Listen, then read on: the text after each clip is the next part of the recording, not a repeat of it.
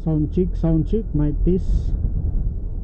So, update tayo mga boss ng kalsada pauwing probinsya, pauwing Bicol, pauwing Samar, pauwing Liti, Tacloban, Surigao, Davao, Cagayan de Oro, Zamboanga, Jinsan, Davao Occidental.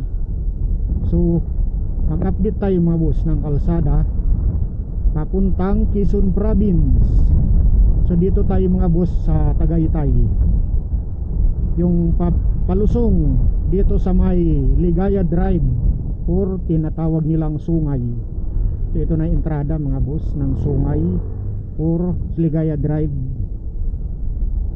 So ang oras ngayon mga bossing alas 10:36 ng tanghali. Dito tayo nag-start ng video sa Tagaytay, itong palusong ng Ligaya Drive, kasi medyo maulan kanina pagkagaling ko sa bahay. Suot pa ako ng kaputi kasi umulan, tapos ngayon uminit na naman siya. So mamaya ko na tanggalin yung aking kaputi para naman maganda sa camera yung aking kasuotan jersey. Nasa loob meron naka full battle gear ako, tapos sinuotan ko siya ng jersey para hindi naman siya nagmumukhang robot. So ngayon ito na yung nakakatakot,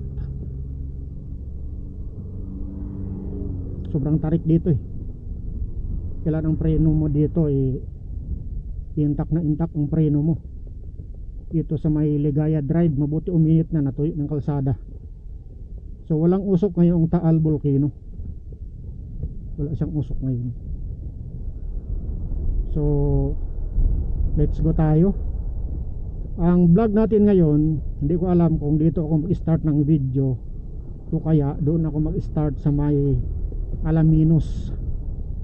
So titingnan ko na lang kung saan ko umpisa ng video para hindi mainip yung manonood. Titingnan ko na lang kung hindi sobrang haba ng video. So ito, baybayin muna natin itong Ligaya Drive, yung sobrang tarik, yung napakatarik, napakatindi sa tarik, sobrang matarik na palusong at matarik naman ng paahon. So dito kailangan takbo mo dito ay hindi ka magpihit ng throttle. Ang pipihitin mo brake,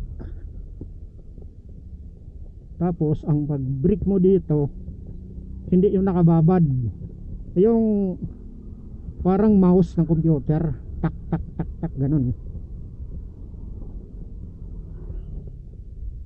tak tak tak ganun, pitik-pitik yung brake mo. Kasi pag ibabad mo mamaya, nakakatakot talaga. Tagal na ulit ako hindi nakadaan dito. Pag matagal ka ulit makadaan dito, natatakot ka, kinakabahan ka, kasi yung preno ang iyong inaalala, ang brake. So Lord, gabayan na ako. Talagang nakakaba din kapag matagal ka na ulit hindi dumaan dito. Dito maraming beses na ako dumadaan dito, hindi ko na rin mabilang. Kaso kapag matagal ka na naman hindi dumadaan dito, kinakabahan ka na naman, kasi nga yung brake mo hindi mo siya maibabad, pitik-pitik. Hindi ka pwede mag-throttle kasi matarik. Mahirapan ka na mag-brake kapag nag-throttle ka pa. So ang gulong ko galing pang Surigao, tong gulong ko Uy, Diyos ko po, kita nyo, meron nang bumalusok dito na sasakyan. Meron na nga bumalusok na sasakyan. Malamang preno yun nawala ng preno. So dito mga bossing ay ang pag-iingat nyo dito ay 1000% yung pag-iingat dito. at 1000% ang tibay ng inyong brake. Kita nyo, bumalusok ng L300 yata yun o truck, mini truck o gaano natignan, bumalusok siya. Nadamay pa yung sasakyan, nakaparking doon sa parking lot. So ganun dito katindi ang tarik. Tapos pag nandito na kayo palusong, wag niyong biglayin ang pag-throttle ng inyong motor, lalo na kung matic, kasi biglang kumakagat ang ano niya, gear. Kasi alam mo yung matic na motor, meron yan gear sa loob ng makina. Kapag palusong, naka-automatic siya nag-a-adjust. Kaya mapansin mo kapag palusong na, biglang kumakagat yung gear niya, biglang tumitigas, kasi nga nagpapalit siyang kusa ng gear. So ganun ang matic na motor. Kaya nga automatic nagkusang nagpapalit yung gear niya doon sa ilalim, sa ilalim ng makina. Kapag palusong ka na, palusong ka tapos unti-unti ng patag, pag nagpihit ka ng throttle mo, kakagat bigla yan. So ang gagawin mo dyan, huwag kang pumihit, hintayin mong banayad mong pihitin ang iyong throttle para hindi nabibigla yung kagat ng gear nya dun sa loob ng iyong makina. Dandahanin mo siyang pihitin para hindi nabibigla. So thank you Lord, nakababa na tayo dyan sa grabing tarik. So okay lang dyan kung paakyat ka, hindi mo ramdam ang tarik dyan pag paakyat. Ang mahirap talaga dyan yung palusong, nakakaba. Buti kung hindi pa yung nagtatapos, marami pa dito sa baba. Meron pa dito sa baba na matarik. Nakala mo tapos ngayon, pero sa baba meron pa dito sa baba na matarik. So update pala tayo mga bossing. Itong rides natin ngayon ay kasi ngayon November 24, ngayon Lunes. So kahapon nag-update ako ng Tagaytay, hindi pa siya open. Tapos habang nag-rides ako kahapon sa Tagaytay flyover, nung pauwi na ako, iniisip ko, pinaplano ko na mag-rides ako sa Quezon Province. So yan ang Taal Volcano. Sa may right side ay aliwalas, walang usok. So mag-update ako ng kalsada sa Quezon Province, yung mga bypass road, paano iwasan ang 6 na bayan sa Quezon Province. Kasi pagka umuwi tayo sa probinsya gaya ng Bicol, sa Visayas, Mindanao, siyempre unang daanan mo talaga ang Quezon Province, at yun ang pinakaunang bubunuin mong traffic. Sige, una, kasi ako yung nag-iingat ng 1000%. 1000% ako nag-iingat, lalo't motor ko mabigat, hindi sa kagaya ng mga Honda Click, magaan lang yung maniobra. Ang motor ko mabigat, 200 kilos. Honda EDV 150 mabigat kung mayroong karga, mayroong top box, may damit, may bag, may kaputi.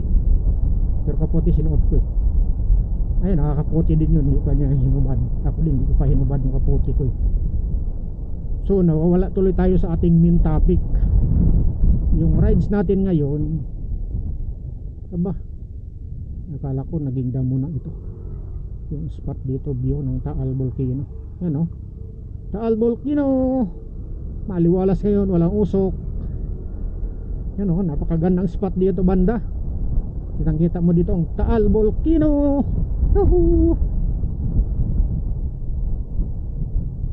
So nalaktaw ko na naman ulit yung main topic.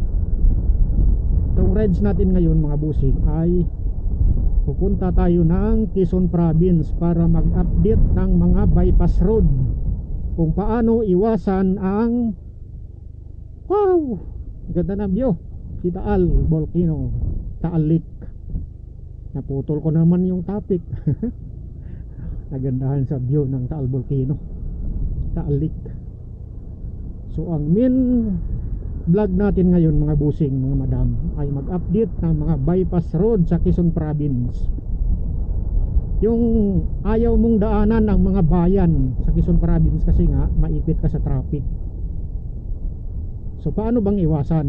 So yun ang ating alamin, dahil bawat bayan may kanya-kanyang bypass road. May kanya-kanyang astig talaga tong aso na to eh. Businahan ko sana, hindi ko naabot ang ano ko. Hindi naabot ang hinlalaki ko yung busina. Button, malayo kasi ang button ng EDB. Busina.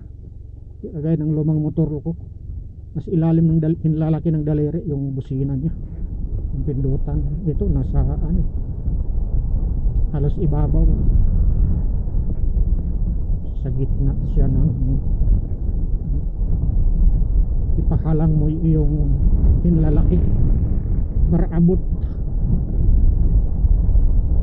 So yan na naman ang view ng Taal Lake. Nawalan naman tayo sa topic. So ang rides natin ngayon mga busing, mga madam, mga sir, pupunta tayo ng Quezon Province. Uwi tayo ng probinsya kunyari, pero hindi tayo uwi. Hindi tayo uwi ng Visayas, hindi tayo uwi ng Mindanao.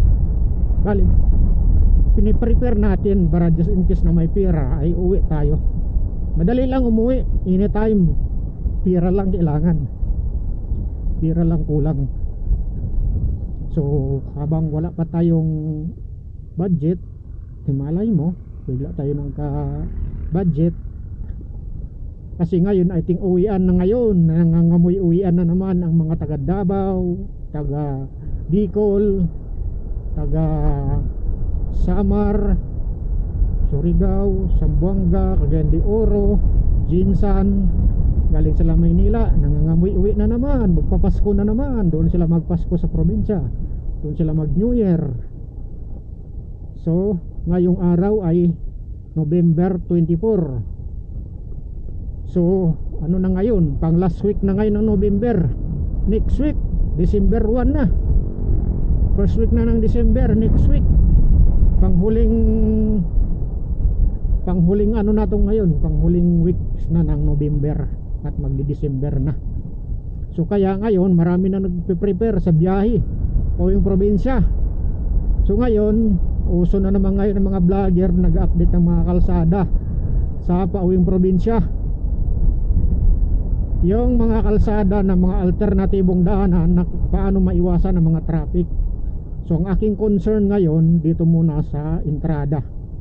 Kasi pag galing kay Maynila, antimano mong bubunuin sa traffic ay bayan sa Quezon Province. Ngayon binilang ko 6 na bayan ang madaanan mo. Ang entrada San Pablo, Laguna.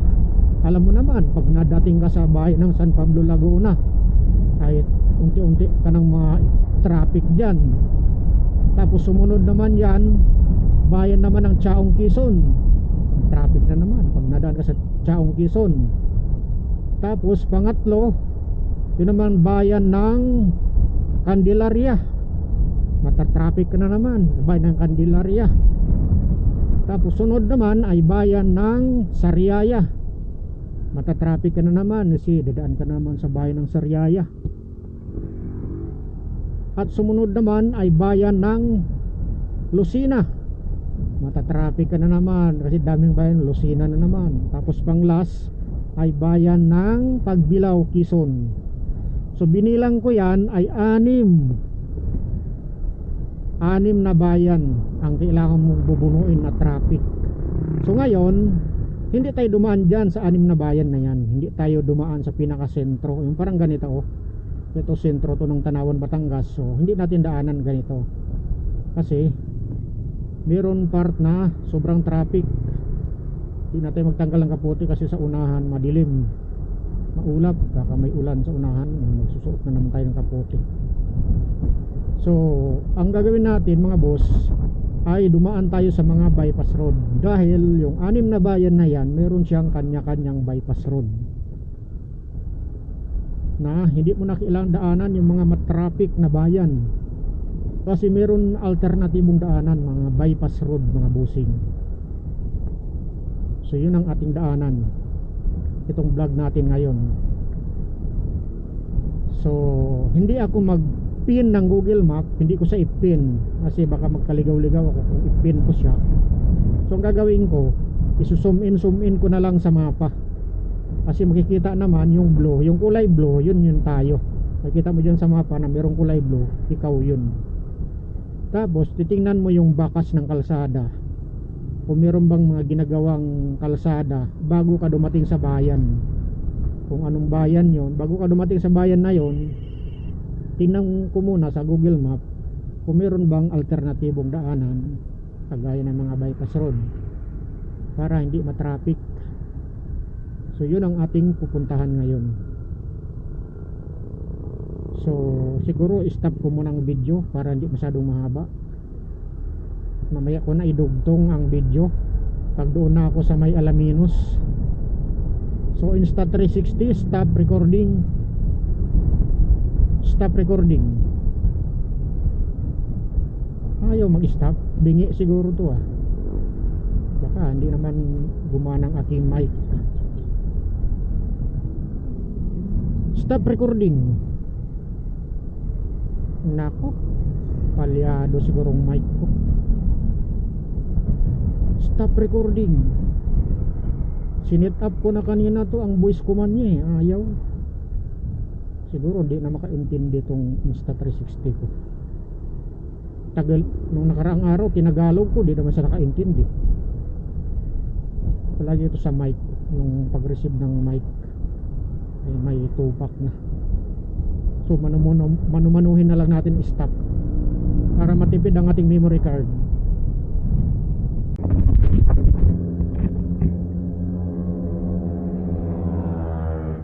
Sound check, sound check. So update tayo ng kalsada mga boss, pauwing probinsya. I-update natin yung mga bypass road sa Quezon Province, yung kung paano iwasan ang mga bayan sa Quezon Province mga boss. Kasi alam naman natin matraffic yung mga pag nadaanan mo yung mga bayan sa Quezon Province, kagaya ng San Pablo,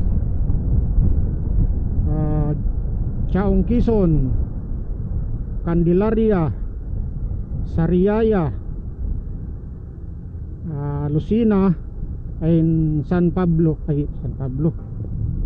Pagbilao, Quezon. So dito tayo kumanan mga bossing sa main highway, itong Maharlika Highway. So bali kakalagpas pa lang natin ng Tanawan, Batangas mga boss. So dito tayo sa SM Santo Tomas. Bali dito tayo nag-start ng video sa may SM Santo Tomas. Tapos itong vlog natin ay tumbukin natin yung Alaminos Bypass Road. Yung Alaminos Bypass Road mga bossing ay iiwasan ang bayan ng San Pablo. So yun ang ating vlog ngayon. Bawat bayan, hindi tayo dumaan sa bawat bayan kasi iiwasan natin yun. Laki mo, laki ng truck, papagilid siya. So ito, baybayin natin muna itong kahabaan ng Maharlika Highway. Tapos sa unahan nito meron tayong makikita doon na ginagawang bypass road ng Alaminos Bypass Road. Ang exit niya doon na malayo na sa bayan ng San Pablo. Kasi kapag diretsuhin kasi natin, madaanan mo yung bayan ng San Pablo. So alam naman natin na traffic. So yun ang ating alamin ngayon mga busing, kung ano nang update sa mga bypass road sa bawat bayan ng Quezon Province, para nga maiwasan natin yung bawat bayan na tayo ay naiipit sa traffic kapag tuwing uwi tayo ng probinsya, kagaya ng Bicol, Liti, Samar, Liti, Tacloban, Surigao, Davao, Zamboanga, Jinsan, Siyempre dito muna kayo dumadaan, binubuno nyo ang mga traffic sa mga bayan dito sa Quezon Province mga busing.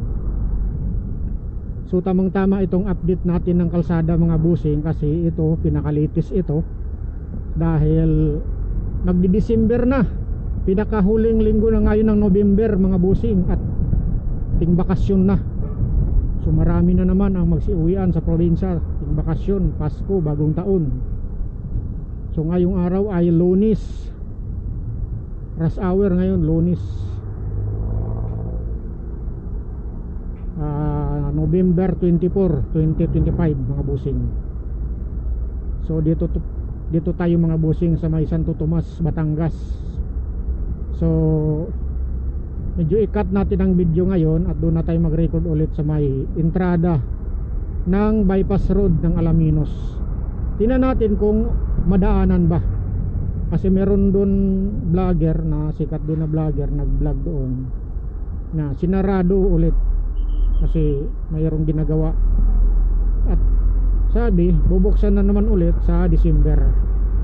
So iwan ko lang ngayon panghuling linggo ng November kung bukas ba, kung binuksan ba.